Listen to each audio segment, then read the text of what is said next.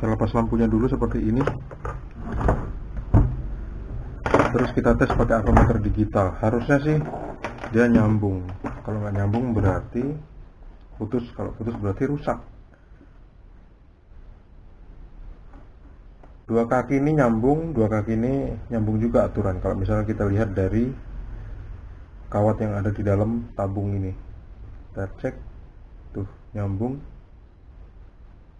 Yang satu lagi nyambung. Lampunya ternyata nggak rusak.